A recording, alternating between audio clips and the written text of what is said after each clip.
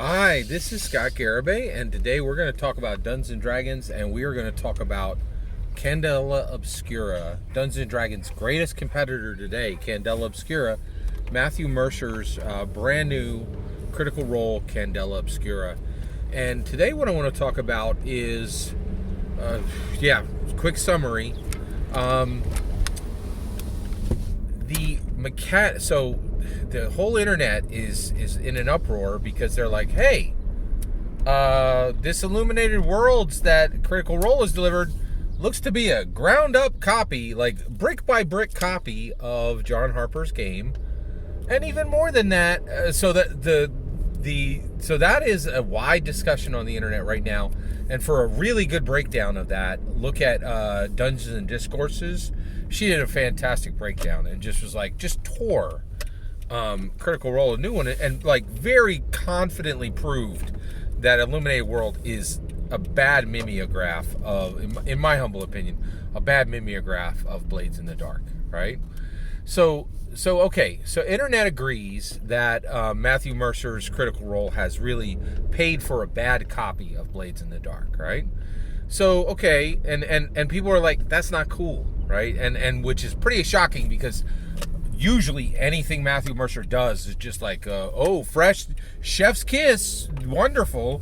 But they're like, one, you phoned this in. Matthew Mercer didn't build it, and the person you got is the person who's already written two bad copies of Blades in the Dark, right? This is, and then this thing that's delivered looks like Blades in the Dark.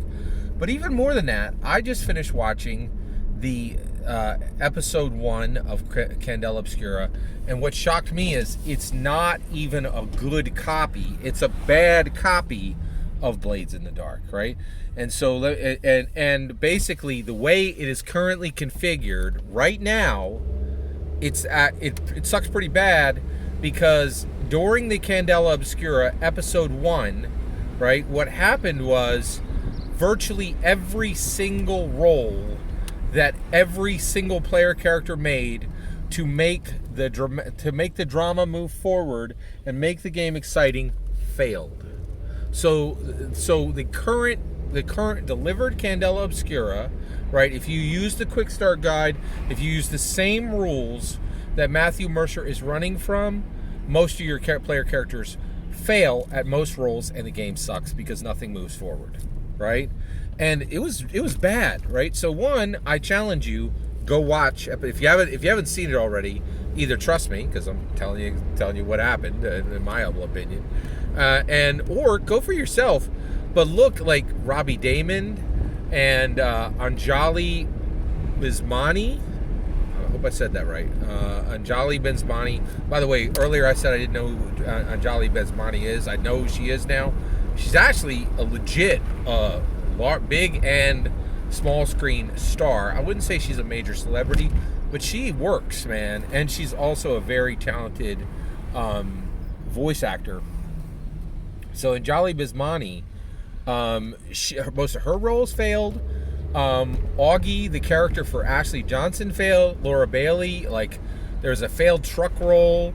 There were failed sense and survey and focus rolls that were needed to move the investigation forward. And this is really bad, right? Because the gumshoe system, right? They fixed this years ago in the gumshoe system. They're like, if most of what you're doing is going to be investigations, here's how you handle that. And they built literally a system around investigation that guarantees the story can move forward when there are significant failures with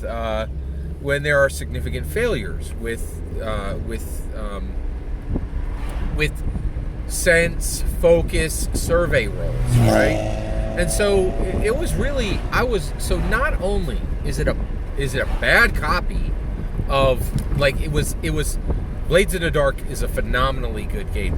You can go back literally years and find me raving about the system and saying that John Harper would change tabletop role-playing games forever with Blades in the Dark.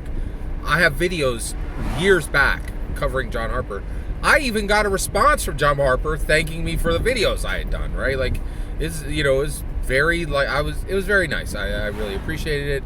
I'm incredibly fortunate to have had quite a few conversations with industry insiders and pretty major D&D commentator celebrities, right? And the reality is, so they didn't even do a good job copying it, and that bad copy is showing up in Candela Obscura. Matthew Mercer had to shove the entire story forward because the vast majority of roles were failing, right? And so the reality is the entire configure, so that's the point. If you don't get the source and you get some compy energy nonsense, not a game designer, but a game copier, which in my opinion is exactly what Strass Asimovic is, you're going to end up with bad math, right? And bad math is going to create a struggling story. And I will say, I think there's a little bit of a stumble out of the gate for Candela Obscura. You still have Matthew Mercer. Everybody wants to see him. The effort on the part of Critical Role, right? And actually, the lady over on Dungeons and Discourse, she said that their cosplay was like weak sauce. I think that is complete bunk, right? I show up to Dungeon Master with this hat and this T-shirt, right?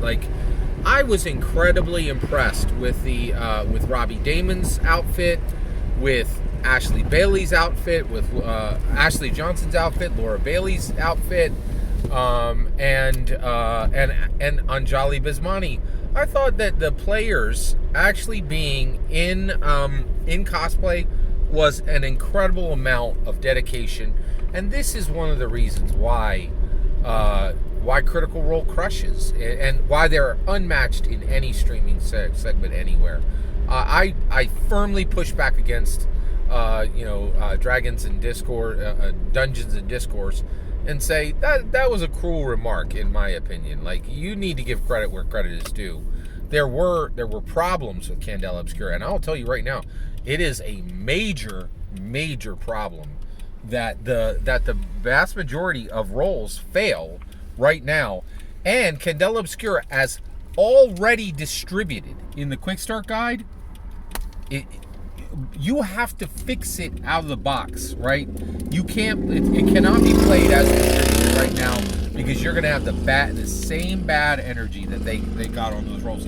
And everybody can say, "Oh, the dice were cold." Yeah, you can have dice cold for one player, but the dice were cold for every player, which means the dice were cold. The system was not copied well. So not only, and honestly, that's the other thing is, can you even copy well, right? If you don't have enough, if you don't have enough energy to do your own thing, what's gonna make you have the energy to actually copy something well, right? So here's the final of this. Copy energy has to die. Copy energy is a problem everywhere. And I will say this too, right? The other thing, so one, copy energy sucks. You got to get rid of it. You got to build your own thing from the ground up. At least fail on your own merits. Don't fail because you copied John Harper poorly, right? Critical Role, they deserve some flack for this one. Candela Obscura is exciting. I watched the first session. I am ready for the second session. I'm incredibly impressed with a few different things, and it is a well-executed, streaming experience. It's not a well-executed game. Strass Asimovic's work on this is weak sauce.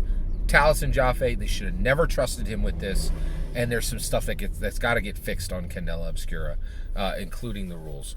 The other thing I would say is, the other thing I'm gonna collect my I told you so's. 2023 Manic Panic in January, right?